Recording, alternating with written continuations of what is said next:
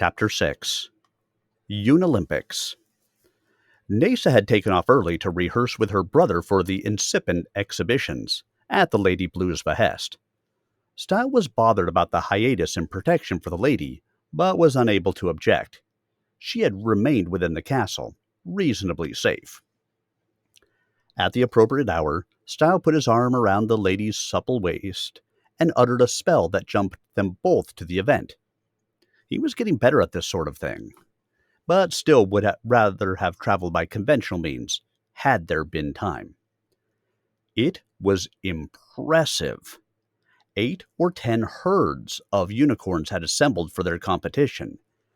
Each herd stallion had his banner mounted at his camp, and his subjects ranged about it. There was a tremendous open pasture upon which many hundreds of unicorns grazed. They sported all the colors of moons and rainbow, and were handsome specimens of equine flesh. Yet there were many other creatures, too. Werewolves ranged in small packs, carefully neutral in the sight of so much potential prey. No false growls here. Bats swooped from perch to perch and sailed high in the air in pursuit of insects. Humanoid figures of all types abounded. A unicorn male trotted up to Stile and the lady. In a moment he shifted to man form, neatly attired in a khaki uniform. "Please identify thyself and party and accept an admittance tag." The Blue Adept and Lady Blue," Stile said. "Adept, right this way." The unicorn's reaction resembled that of a serf of Proton confronted by a citizen.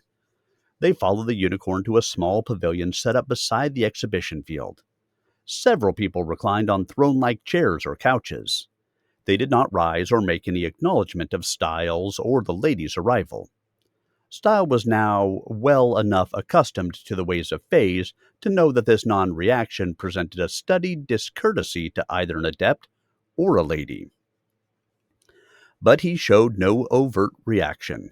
He wanted first to understand why. Then a comely young woman stood and approached them. She seemed vaguely familiar.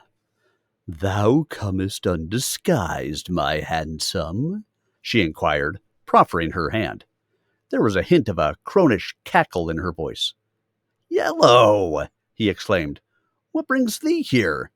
I thought—" "Thou didst suppose I had no more youth potions?" she inquired archly. "None that would stand up to a day's hard use?" "I recalled thee with fair hair, fairer than those of the Lady Blue, light yellow tresses."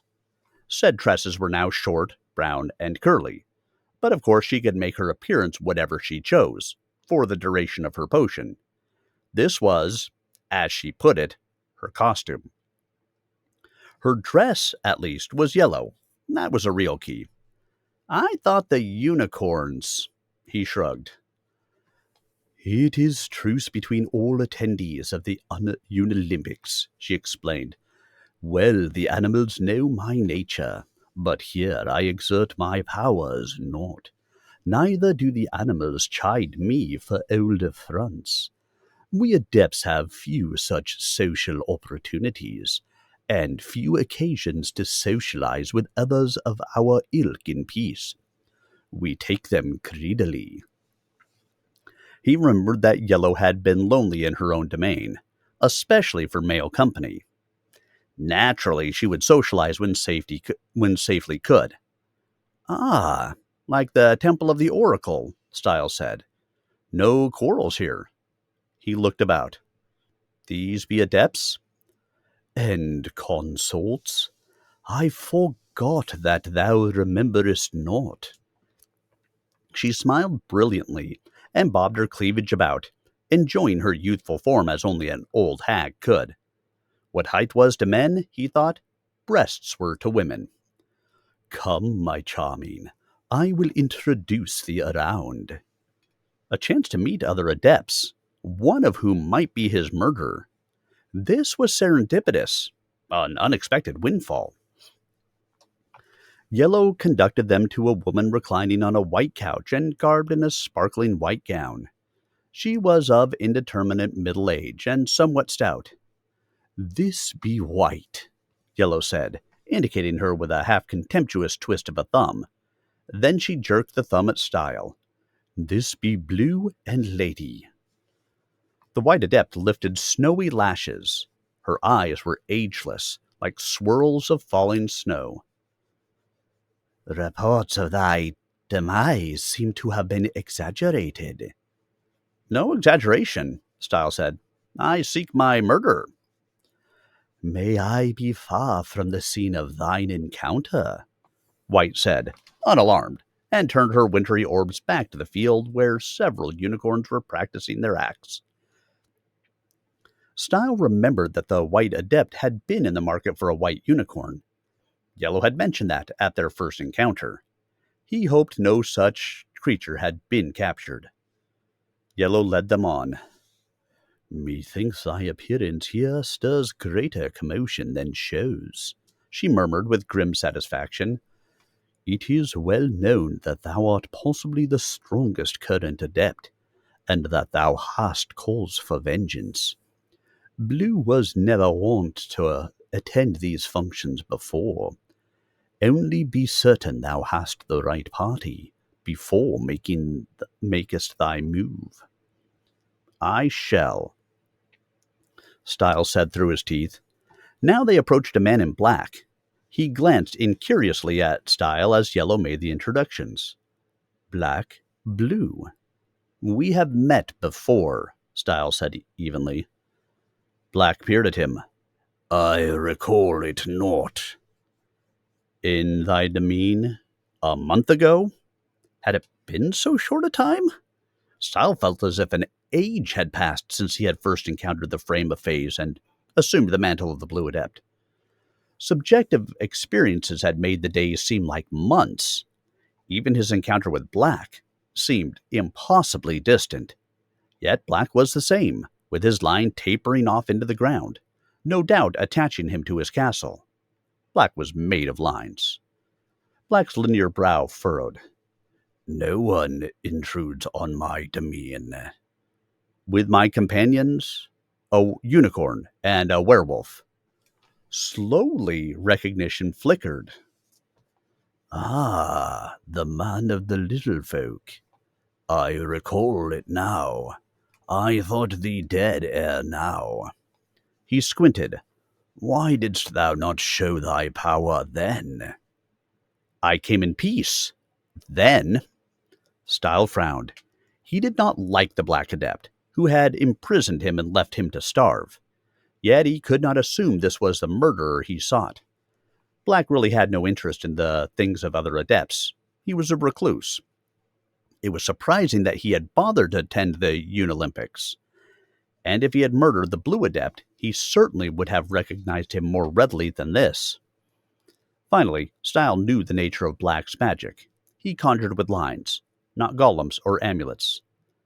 If thou intrudest similarly on my demesne, I may treat thee with similar courtesy. I can conceive of no circumstance in which I would intrude on thy demesne, or associate with the likes of Yellow, Black said coldly. Until thou hast need of a potion or an animal, my arrogant, Yellow said, then thou dost bespeak the crown fair enough. She led Stile on. These people make me nervous, the Lady Blue murmured. Never did my lord take me among them. Thy lord had excellent taste, Black muttered from behind. So, Blue is not thy lord? Yellow inquired with a touch of malice. What fools these peasants be! Call not the Lady Blue a peasant! Stile snapped, instantly angry. He felt as if he walked among a nest of scorpions. Yellow's potion-pretty face twisted into something no girl her apparent age could manage. I call her... What she is, the Lady Blue interjected quickly. Ever have my folk been villagers, farming the land and raising animals? And no shame in it. Yellow mellowed. Aye, no shame in the management of animals. Methinks thy peasant status ceased when thou didst marry Blue. I withdraw that portion of my remark. Adepts evidently weren't accustomed to giving away anything voluntarily. That portion? Stile demanded, unappeased. He realized he was behaving exactly like an adept, but was not in the mood to back off. Thou leavest her a fool? That were readily abated, Yellow said. I have love potions that. Enough, Stile said. The lady is a widower, or is a widow. I merely assume a role that the blue demean be not demeaned, and that the great wrong done the lady may be avenged. I am not her lord. Passing strange, Yellow murmured. With power to enchant an entire unicorn herd, he exercises it not on the lady who is as lovely as any mortal can be, and as spirited as a fine animal, and who is legitimately his by right of inheritance. Methinks it is the man who is the fool. Mayhap by thy definition, the Lady Blue said. Even so, Yellow agreed, shrugging. They came to a man in a red cloak. He was tall, almost 6 feet, with red hair and red mustache. Red, Blue, Yellow introduced. Red extended a firm hand. Glad I am to meet thee, he said, smiling. He had a handsome face and seemed to be about Stile's age, though of course the costume made all but his basic identity suspect. Yellow took them to the final couple at the pavilion. Green and consort, she said. The Green Adept was another man, short and fat, and his lady was the same. Both wore green suits and sparkling green jewelry, probably emeralds. Blue and lady. Uh-huh, the Green Adept said curtly. Now, let's watch the show. But the Lady Green made a small motion of greeting to the Lady Blue. These are all that attended this season, Yellow said. On other occasions I have met orange, purple, and grey, but they may be from afar. There may be other adepts we know not of. We are a secretive bunch. I make many contacts at the several Olympics. Other Olympics? Stile asked, remembering something the herd stallion had said. Every major species has them, Yellow assured him. Can Olympics, Vamp Olympics, Snow Olympics, Drag Olympics. Some be better than others. Methinks the Elf Olympics are best, with their displays of rare weaponry and dancing little men. Hast thou seen the like, my precious? I notice only the dancing little damsels, Stile said. The Lady Blue frowned, but did not comment. Now the formal program was beginning. Stile and the Lady Blue took seats and watched. First, the several unicorn herds got settled as spectators, each at its assigned location. Then the competitive contingents marched onto the field to the sound of their own horns and hooves.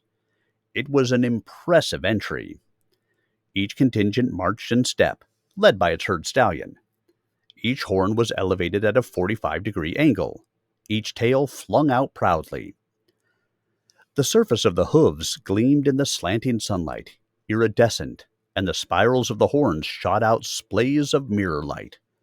The animals were all colors and shades: red, orange, gold, yellow, white, gray, blue, black, brown, striped, dotted, and checkered. Some were single-colored, except for those colors typical of horses. Others were multicolored. All were beautiful. The Lady Blue nudged him, making a gesture toward one section of the march. In a moment he found the place, the local stallion's complement, with 16 picked individuals.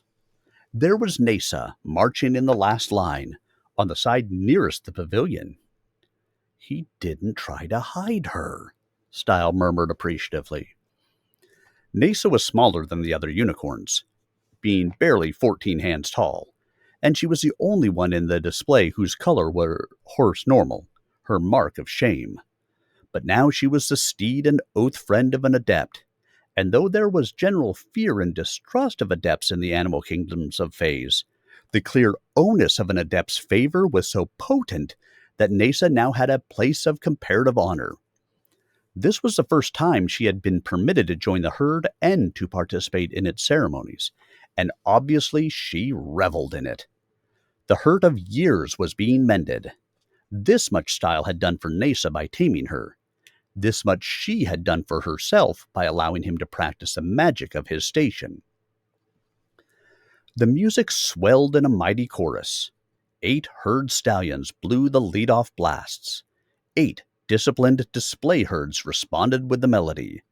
The ground shook with the measured cadence of their prancing hooves.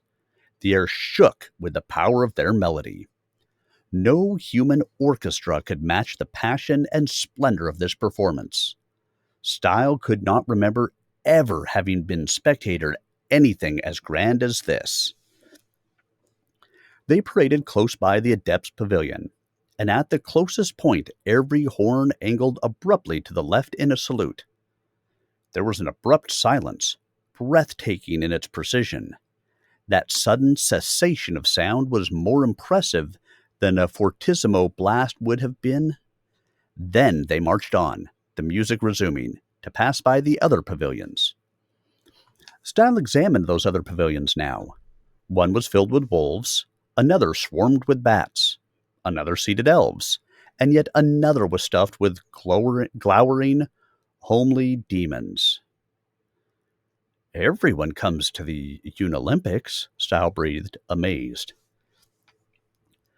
Everybody who is anybody, Yellow responded. Few human folk, however. Stile was not certain of the significance of that. Did it mean that humans were among the least important of the creatures of Phaze? Or that the higher animals simply didn't like them? In due course, the opening parade finished. Now the individual competitions commenced.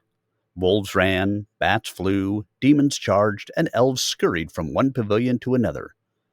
What's going on? Stile asked. The judges, Yellow said, standing. Judges? They cannot use unicorns for the Unolympics. They're not objective. Too much rivalry between the herds. It's the same with the other species. They all have to use outside judges. Now, if thou wilt excuse me, I must to my station. Station? I am a judge too. Didn't I tell thee? Now I've seen everything, Stile muttered. Not quite. But when thou spiest black judging, 2 pavilions down, then mayhap thou canst consider it close enough to everything. She moved off. A demon arrived, and also a young man with the head of a hawk. They joined the Yellow Adept at the front of the pavilion. This was the team of judges for one section of the Unolympics. The contestant unicorns were now trotting to their places. There was a brief period of confusion as they crisscrossed the field. Then columns formed before the several judging stations. 16 unicorns formed a line before the Adept Pavilion, standing at equine attention. This station, it developed, was judging the acrobatics. Others judged speed trials, high and long jumps, horn fencing, melody playing, dancing, and precision gaits. Nasa and her brother Clip had entered the category of couples dancing, and that was at a far corner of the field. Stile could not make out what was going on there, to his frustration, so he turned reluctantly to the local display. 12 of the entrants were male, not herd leaders, just lesser stallions. The herd system had no regard for the needs of undominant males. They were not allowed to breed with the mares and were tolerated in the herds only so long as they kept their places. In times of war, Stile was sure, their place was at the forefront as expendable troops. Naturally, they participated in the Unolympics. It was a major peacetime opportunity to achieve recognition. In fact, Stile realized, these various Olympics represented to the animal kingdom the same sort of entertainment, excitement, and chance for individual notoriety that the game and tourney did for serfs and proton. It was a parallel system, used as a relief valve for the frustrations of the undertrodden. Yellow, as an adept, assumed direction of the proceedings at this station. "Equine, thou art designated number 1, she said to the unicorn on the far left. "When that number is called henceforth in this judgment, do thou answer promptly, or forfeit whatever honor may be due thee. Understand?" The designated unicorn dipped his horn submissively. Yellow then counted off the others, up to the last, number 16. "We are the preliminary panel of judges," she continued. "The demon Hor-Awful, who is an elder of his den, and has served with fiendish distinction at other Olympics. In his youth, he was a winner at this same event at the Demolympics." There was a smattering of polite applause, mostly from the spectators now crowding close to the edges of the pavilion, a number of whom were demons. "And this is Glinteye, the Hawkman, winner of the Avalympics rabbit sporting meet last year. He is competently versed to spot the antics of unicorns." There were more applause, especially from the animal heads present. "And I am the Yellow Adept," she concluded. "In life I am an old human crone whose business is known to most animals. Were it not for the sufferance granted visitors at this event, I would be mobbed. However, I believe I am qualified as a judge of fine animals, and I am in this respect objective." There was a pause, and then some extremely tentative applause. The Lady Blue looked about, frowned, then set her jaw and clapped her hands. The consort of green joined in. Then Stile and the Green Adept had to join in, and the outside animals, shamed into a better sense of the occasion, finally made a more substantial showing. All had a horror of Yellow's business of trapping and selling animals, but all antagonisms were theoretically suspended here. Yellow did indeed appear to be competent and objective.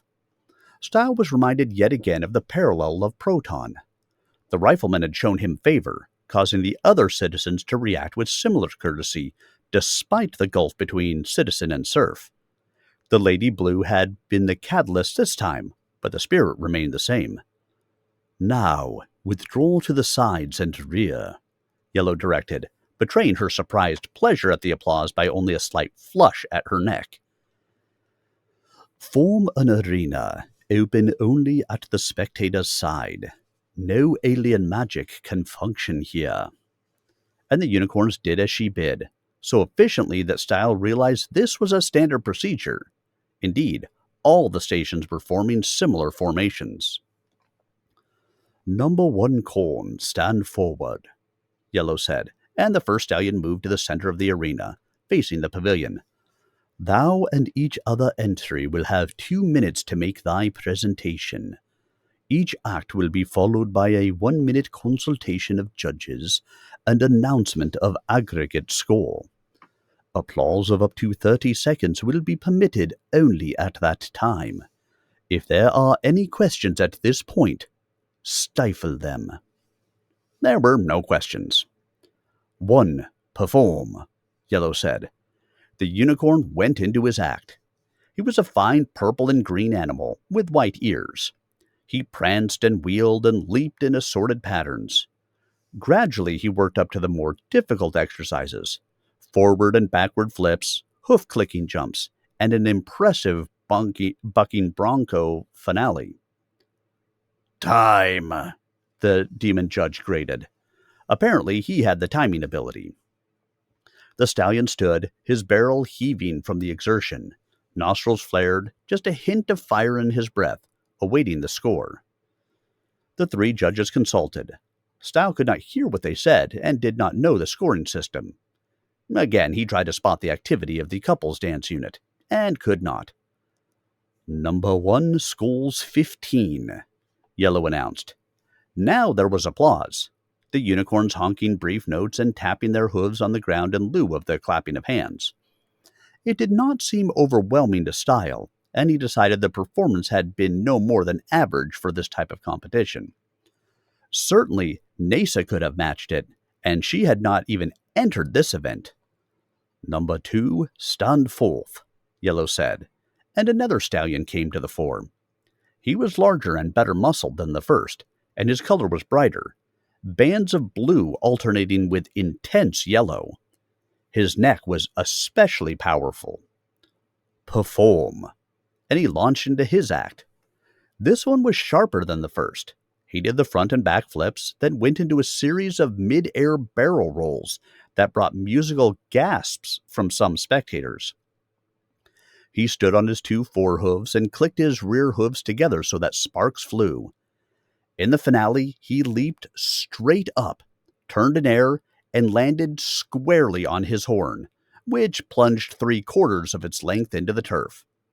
He remained frozen on that 1-point support until time was called. Then he allowed his body to drop to the ground so he could withdraw his horn. "That is the likely winner," the Lady Blue murmured. "Nasa could not have done that." True. Stile had never imagined a unicorn supporting itself in that manner. The judges consulted. 26, Yellow announced, and strong applause burst forth instantly, cutting off only at the expiration of the 30 seconds. A popular decision, certainly. The other acts followed, but they did not match the second. Stile concluded that each judge graded on the basis of 1 to 10, with an aggregate of 30 points being the maximum. His attention wandered to the units on either side. To the right were the speed trials, with unicorns galloping around a marked pattern so fast that flames shot from their nostrils, dissipating their developing body heat. Unicorns did not sweat, they blew out fire. On the left side were the gait trials, with unicorns prancing in perfect 1, 2, 3, 4, and 5-beat combinations, manes and tails flying high. But still Stile could not see what Nasa's unit was doing. He was becoming covertly bored with the proceedings, though the Lady Blue evinced continuing interest. In the course of a little over an hour, the preliminary trials were done. 4 contestants had been selected from the local group to advance to the next round. The contestants moved to new stations. Now, 4 musicians came to stand before the Adept Pavilion. Each played a melody on his or her horn, and these were marvelously pleasant. One unicorn sounded like an oboe, another like a trumpet, a third like a violin, and the fourth like a flute. The violin made the highest score, but the flute and oboe were tied at 22. "I mislike this," Yellow said. "They are so close, I cannot select between them. Have you other judges more firmly entrenched opinions?" Demon and Hawkman shook their heads. They agreed the 2 contestants were even.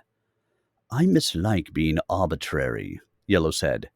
"Yet it has been long since I heard the flute, and I know not which sound is the more perfect representation. If we but had an instrument for comparison." The Lady Blue stood with an air of minor mischief. "If it pleases the judges." Yellow glanced back at her. "Speak, lady, if it be irrelevant." "My lord, the Blue Adept is skilled in music, and has with him an excellent flute." "Hey, I'm not in this," Stile protested, but Yellow was smiling with a certain friendly malice. "Methinks Blue owes me a favor." Stile spread his hands. He was caught. "What dost thou wish, Yellow?" "Didst hear the theme played by the flute corn? If thou wouldst play the same as it should be played, that we may compare." Stile sighed inwardly and walked to the front of the pavilion. He did not object to playing. His concern was the larger nature of the borrowed platinum flute would manifest as his magic power gathered. But if he willed no magic, maybe it would be all right. He did owe Yellow a favor, and this was a modest one. He assembled the flute, brought it to his mouth, and played the theme. The magic instrument gave him perfect control, making him a better flautist than he otherwise could be. The notes issued like ethereal honey. The magic gathered, but subtly. As he played, the routine noises of the Unolympics abated in a widening circle. Unicorn spectators down the line rotated their ears, orienting on him. When the last note faded, the entire arena was silent. The three judges remained seated, quiet for a moment. The other adepts seemed frozen in their places. Then Yellow shook her head. "There be flutes, and there be flutes," she said. "That is the platinum flute of elven craft, the emperor of flutes. There is none like it. Favored indeed is the one, whether common or adept, who gains loan from the little folk. I fear the crisis of Phaze draws nigh. After that sound, I have no further doubt. The unicorn does not compare." But the two other judges demurred. "Play oboe," the demon grunted. "Ah, yes," Yellow agreed. "Thank thee, Horawful. Thou art correct. We must compare that sound, too."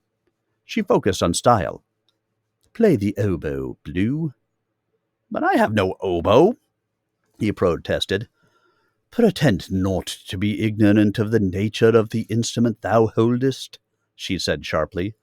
"Play the oboe, that we may get on with this matter." Baffled, Stile looked at the flute he held, and it had become a fine platinum oboe. So the magic shifts were not merely with weapons. He brought it to his mouth and played the obocorn's theme. The notes rolled out like elixir, impossibly mellow, the most perfect oboe sound he had ever heard. Again, the Unolympics halted to listen. Even the jaded adepts sat riveted until it finished. "Now we can judge," Yellow said. She consulted again with her associate judges and rendered the decision. "The oboe is closer to true. The obocorn qualifies." Now there was applause, but somehow it seemed to orient more on Stile than the qualifying unicorn. "Only my love played like that," the Lady Blue murmured as Stile resumed his seat beside her. "I never thought to hear such sound again." "The instrument is magic," he replied shortly. "It lends skill to the player." "Mayhap," she agreed, and said no more. Soon it was time for the finals. Now the entire field became a single arena, and the separate panels of judges merged to become a single large panel. Everyone would witness the category victories. Stile was gratified. At last he would get to see Nasa perform, if she had made it this far. He had been confident of her prowess before this ever started, but now he was aware of the strength of the competition. She could have been eliminated. But she had made it. She and Clip were finalists, and in due course their event came up. One werewolf judge disqualified himself at that point, explaining that he was an oath friend to a contestant and could not judge her objectively.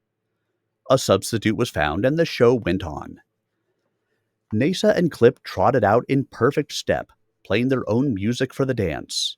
She with her harmonica horn, he with his saxophone. It was a beautiful duet, harmonizing precisely with the beat of their hooves. Nasa's colors now complemented Clip's, and she was beautiful even in unicorn terms. Both animals were small for their species, but as a pair, alone in the arena, they were perfectly matched and did not seem small at all. They plunged forward, horns lunging at an invisible foe, then whipped back together with a dissonant note, as of a foe dying. Stile could almost see the implied monster. So could some of the judges, who happened to be monsters. They scowled. The two went on through different gates, then got fancy. Nasa leaped, and Clip trotted beneath her. As she landed, he leaped over her. They continued in a fantastic leapfrog sequence, their music playing without a break. Then they came together, bucked in unison, and leaped together in a backward somersault. In midair, they changed shape, landing neatly in human form. He garbed in bright trousers and cloak, she in white-fringed black dress. They swung, now humming the music their horns could no longer play. Faster they swung, becoming almost a blur, and suddenly they were hawk and firefly, whirling about in air about a common center, then back to equine form with a final lovely bar of music in time for the expiration of time.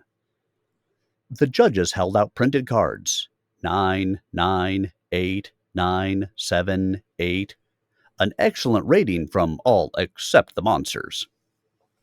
Then the applause began, loudest from Nasa's own herd, but there was an appreciative baying from several wolves of the pack who had also taken the oath of friendship with her. Stile saw now that his friend Curlgeyer was among them. Then the other unicorn couple went into its act. Both were handsome specimens, and both had remarkable tones. He sounded like a bassoon, with all its deep beauty and trick effects, while she rang like bells. Stile was amazed at what the unicorn horn could do. It was not confined to wind instruments, perhaps because of its magic. This combination was unusual and effective, and they made the most of it. These unicorns, too, changed shapes in the middle of the dance, manifesting as great cats and then as white and blue herons. Their equine states were special, too. He had a mane like rippling fire, and her mane was iridescent. It shone as it flexed, with precious luster. She was a truly lovely creature. But it was the artistry of their dance that made it outstanding, and in the end, they were judged the winners. Stile could not contest the decision. It was fair. Yet Nasa and Clip had made a formidable showing. He was proud of them. The finals continued with marvelous exhibits, but Stile's attention wandered again. When all this was done, he would have to meet the local herd stallion. He had the platinum flute, so could employ his magic. He was not in danger. Yet it bothered him, for he did not wish to humiliate the stallion. He just wanted the postponement of Nasa's breeding. Should he try to talk to the stallion again? He doubted that would be effective. Unicorns were extremely stubborn animals. Yet if he fought the unicorn and used his magic to prevail, it would be unfair. If he did not use magic, he could lose. Was there no satisfactory alternative? Stile mulled it over while the Unilympics progressed to the close. In the present excitement and distraction, he found himself unable to work out a strategy that would satisfy all needs. Since he was not about to let himself be wounded by the horn of a unicorn, he would just have to use his magic and damn the social consequence. He hated to do it, though. He knew how important pride was for the dominant creatures of Phaze. Pride, really, had motivated the herd stallion to challenge him. The animal hoped to force Stile to capitulate ignominiously and yield Nasa to the scheduled breeding. Were the circumstances otherwise, Stile would have done just that. Nasa had waited years for just this opportunity, and Stile wanted no avoidable quarrel with anyone. But Nasa believed, and now Stile agreed, that he needed her on his quest for his murderer. Not merely to ride, for he could now move himself, but as an essential backup. Surely his enemy would prove far more formidable than the worm of the Purple Mountain cavity, and Stile had barely prevailed against the worm, even with the platinum flute. Nasa's presence could have made the difference there. He could not free her by giving up his quest, because it was his own murderer he sought. That person had to be brought to justice, and no one else could do it if not Stile himself. So, for the sake of Nasa's desire as an oath friend, and his own intermediate-term security, he had to keep her with him. And that meant putting down the herd stallion. Put more succinctly, he had to crush the pride of an honorable creature to win the right of another creature to sacrifice her ambition of damehood and risk her life for him. Some pride. A bat fluttered up and landed before him. It shifted to man form. No long canine teeth, no horrific eyes. This was an ordinary, slightly pudgy, brown-haired man of middle age. "Thou art Blue?" the vampire inquired diffidently. "I am he," Stile responded guardedly. "I seek no quarrel with thy kind." "I am Vaudeville. I encountered thine ogre friend, Hulk, and thereafter through thine intercession, the Yellow Adept did forward to me a potion that cured my son. I owe thee. Stile put up a disclaiming hand. It was in abatement of Hulk's debt to thee for the help thou didst give him in the course of his mission for me. Thou hast no debt to me. I'm glad to hear of thy good fortune, and I wish thee and thy son well. I helped Hulk from mere camaraderie, Vodlevel protested. Repayment for that were an insult. He paused. No offense, Adept. A figure of speech. Understood, Stile said, liking this creature. Yet would I have helped thy son regardless, had I known of his condition. The Lady Blue is a healer, and it is ever her pleasure to help the creatures of Phaze. Can I do less? Apology, Vodlevel said. I spied thy lady naught. I recognize thee from thy music on the flute, forgetting her. A greeting to thee, fair one. And to thee, sociable one, the Lady Blue replied. She turned to Stile. We ask no recompense for the work we do, yet neither do we deny the proffered gratitude of those we help. Stile smiled.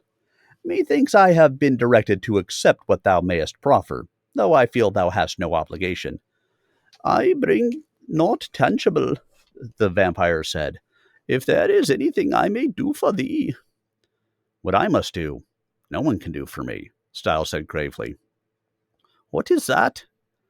I must match the herd stallion in fair combat. Stile quickly outlined the situation.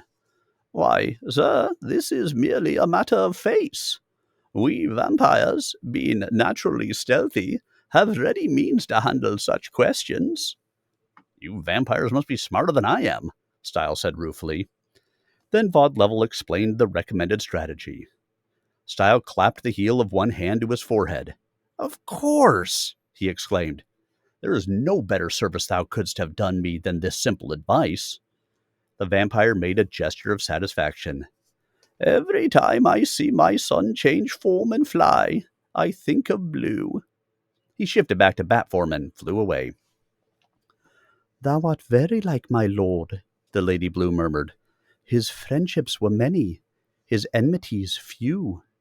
Except for the enemy who killed him, Stile thought bleakly. That one had undone all the rest. The final match was decided, and the victorious unicorn paraded off the field. Now it was time for the special event. Herd Stallion versus Blue Adept, in a combat supposedly immune to magic.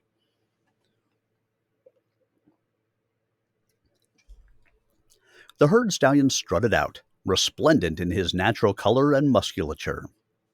Stile started forward, but found himself restrained by the Lady Blue's hand. He turned to her, uncertain what she wanted. She was always beautiful, but at the moment she seemed to him to be transcendently lovely. Go with care, my lord, she said, and somehow it was the greatest compliment he could have imagined. I thank thee, lady, he said. Then he proceeded on out to meet the stallion, carrying the platinum flute. The unicorns formed a great ring around the two, sealing off external magic. They thought Stile would be unable to draw on the background power, and ordinarily this would be true, but the Oracle had enabled him to nullify that nullification. This was the real debt he owed Hulk, for Hulk had donated his one lifetime question to the Oracle for Stile's benefit. That was why Stile had taken Hulk's debt of a favor on himself. Now the vampire had repaid it, and by Stile's logic, he owed a major favor to Hulk. Perhaps his gift of the pursuit of the proton self of the Lady Blue had abated that. Perhaps not. He remembered that he had agreed to Hulk's visit to the Oracle at the subtle behest of the Lady Blue, who had been aware of what was developing. She had acted to diffuse the issue before it came to Stile's attention. So where was the right of it? Stile knew he would have to think about the matter some more. Right was not always simple to ascertain. Yet such deliberations were always worthwhile. Now he stood in the center of the huge arena, before the stallion. The contrast in their sizes was striking. A large equine, a very small man. But there was no snicker from the audience, for Stile was the Blue Adept. First, he had to establish his power, making it instantly and compellingly evident to the entire assembly. That was the first stage of the vampire's excellent advice. He had to prove that the Ring of Unicorns could not impinge upon the Blue Adept's practice of magic. At the moment, only a few understood the full properties of the Platinum Flute, like the Yellow Adept. After the demonstration, everyone would know. Stile brought out the flute. The herd stallion waited, as if curious to see what his opponent was up to. Stile played. Again, the enchanting melody poured forth, the finest sound a flute could make. The unicorns listened raptly, yet perplexed. How could mere music stop the great stallion? When the magic had gathered, Stile halted and went into a sing-song spell. Show us the story of the dragon's tooth, from death to bloom, from birth to youth. But the real shaping of it was in his mind. The words only initiated the sequence. In the sky, a dot appeared.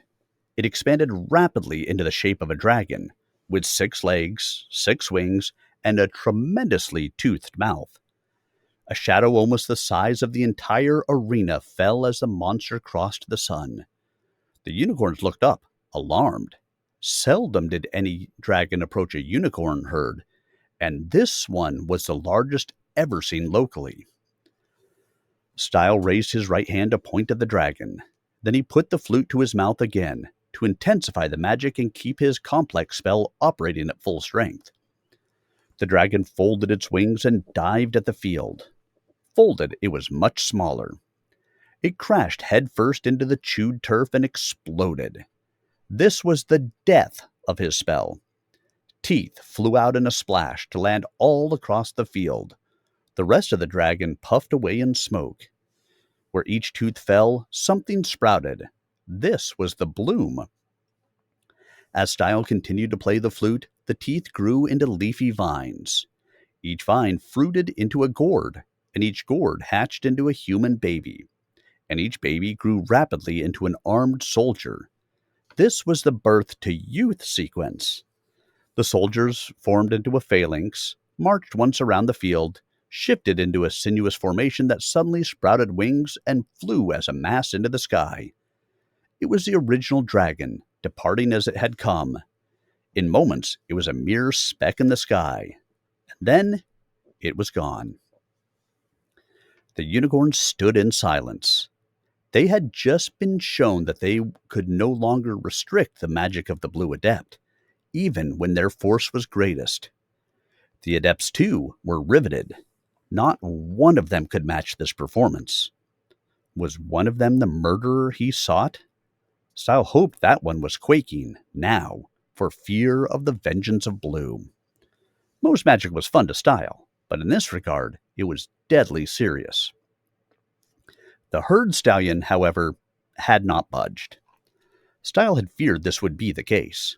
He had fashioned a demonstration of magic that was spectacular enough to enable the stallion to withdraw without shame. Obviously, no ordinary creature could prevail against power like this. But the stallion was stubborn. He would not back off regardless. He might face impossible odds, but he would not yield to opposition. Stile respected that. He was that way himself. It was another reason why he was going to so much trouble to avoid humiliating the fine animal. How fortunate that the vampire had been available for advice. Stile sang another spell. Flute of class, grant equal mass.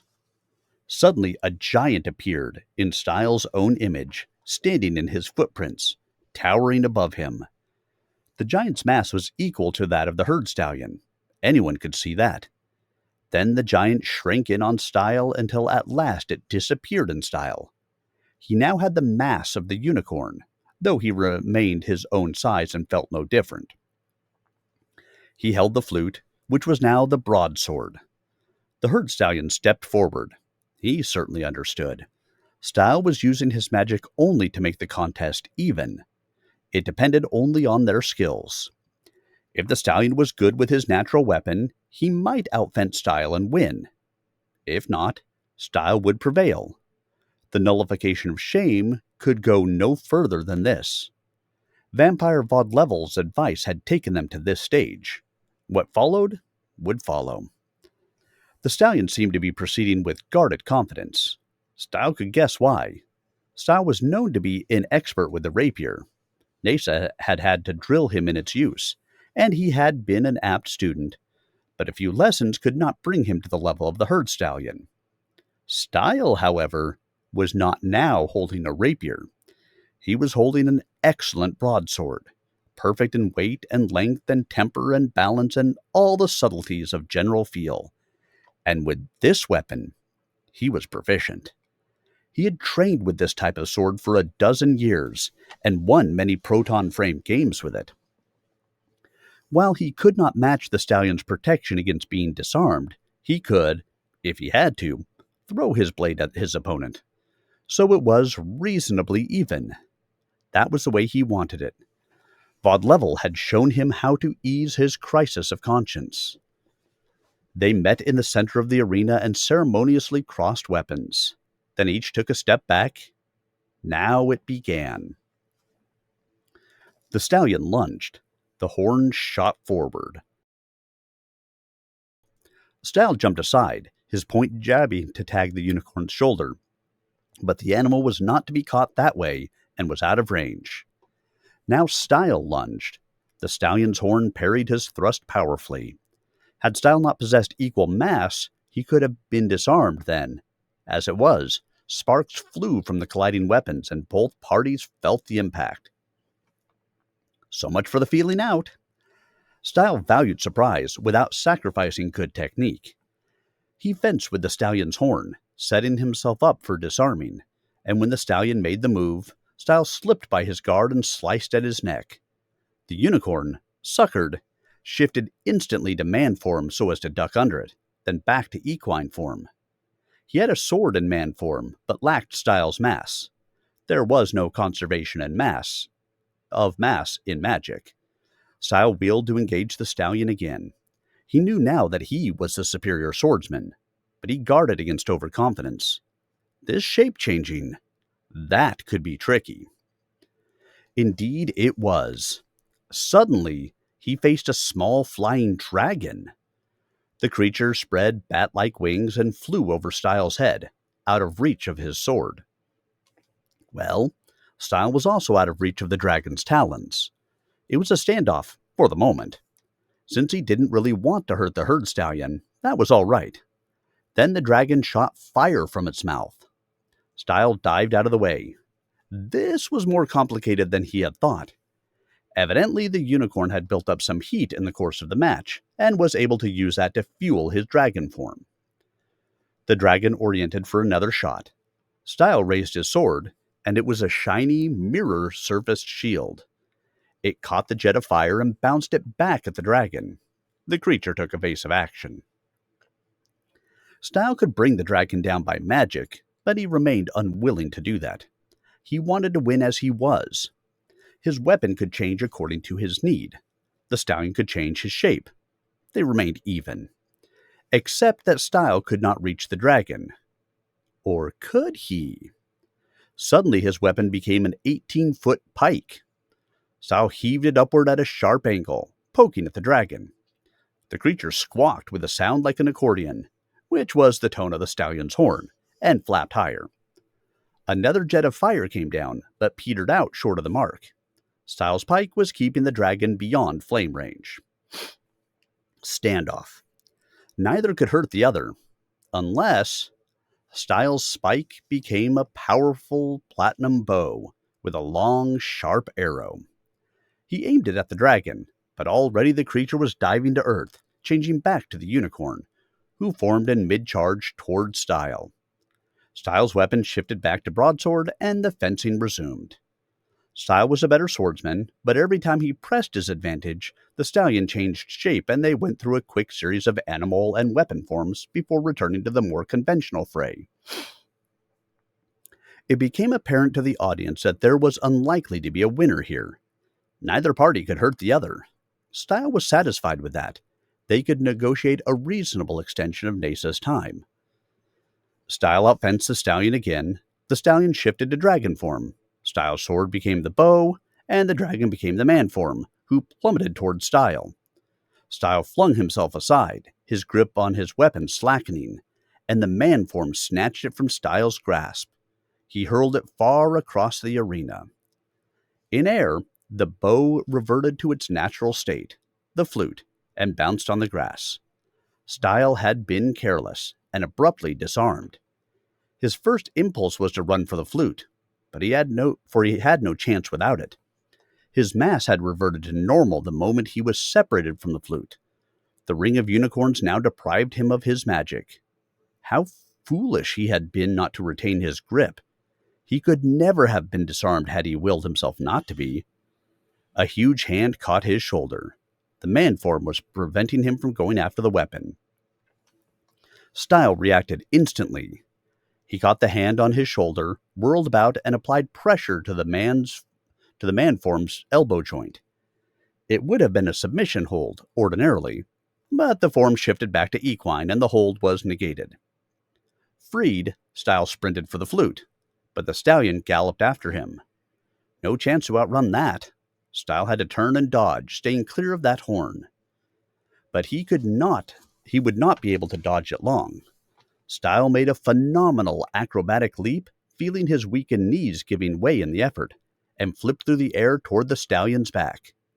If he could ride the animal long enough to get near the flute, then, in the moment he was in the air, he saw that terrible unicorn horn swinging about to bear on him. The stallion had reacted too quickly. Stile would land directly on the point. He landed in the arms of the man form. The creature set him down carefully. I seek not to injure thee, Adept, for thou hast been kind to my kind. I merely deflect thee. Thou art disarmed of thy weapon and thy magic. Dost thou yield? It had been a fair fight. The unicorn had outmaneuvered him. Stile might be able to hold his own against the man form, but not against the equine form or dragon form, and he refused to stoop to any kind of subterfuge. He had lost. I yield, he said. Fetch thy weapon ere hostile magic comes, the man form said, and shifted back to unicorn form. Stile walked across the arena and picked up the flute, then rejoined the stallion before the main judging stand. The stallion did not speak, so Stile did. We have met in fair encounter, and the stallion defeated me. The Blue Adept yields the issue. Now the herd stallion blew an accordion melody on his horn. Nasa's brother Clip trotted up. The stallion says the Adept is more of a creature than he took him for. The Adept had magic to win, and eschewed it in favor of equality, and fought fairly and well, and lost well. The stallion accepts the pride of that victory, and yields back the issue. Then the applause began. Unicorns charged into the field, forming into their discrete herds. Nasa found Stile and carried him away separately to rejoin the Lady Blue. The Unolympics were over. So, all the herd stallion had really wanted was the notoriety of defeating the Blue Adept and redeeming the pride he had lost during their prior encounter at the Blue Domain. Granted that, the stallion had been generous and had granted Nasa the extension she wanted. All Stile had lost was a little pride of his own, and that had never been his prime consideration. In future, he would pay better attention to the hidden motives of the creatures of Phaze, and to the pitfalls of battling a shape-changing creature. These were useful lessons.